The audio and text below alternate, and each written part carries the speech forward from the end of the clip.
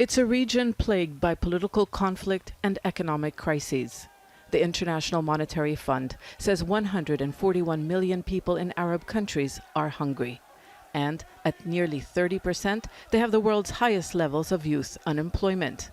The region also faces a humanitarian crisis. Internal conflicts have created the largest number of refugees and displaced people in the world, while suffering acutely from climate change. Temperatures have soared and water is scarce. Against this backdrop, Arab leaders will be meeting in the Algerian capital for their annual summit, the first since the pandemic began 3 years ago. Since then, there have been geopolitical changes.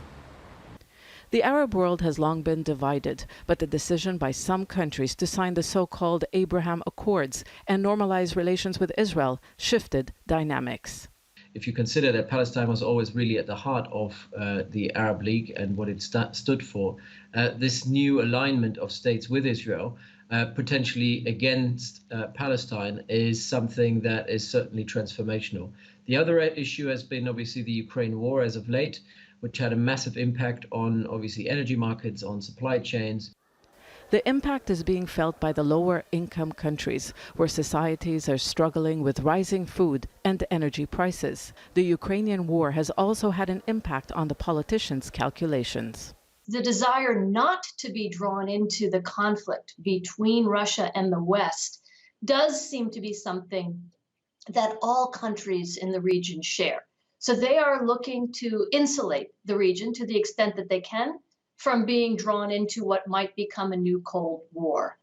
Arab leaders are engaged in the tensions between the East and West, among them Saudi Crown Prince Mohammed bin Salman.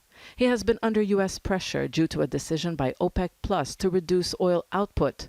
Washington believes that works for Russia's benefit. Whether a unanimous stance and statement comes out, first of all, in support of Saudi Arabia, second of all, in support of Arab neutrality away from the current Russian-Ukrainian war, because this, if it happens, will empower the Saudi political decision and the pushback against Washington's pressure. Arab summits have had few, if any, impactful resolutions due to regional differences. But this time around, the challenges as a result of international developments may affect the outcome. Zeina, Khodr, Al Jazeera, Algiers.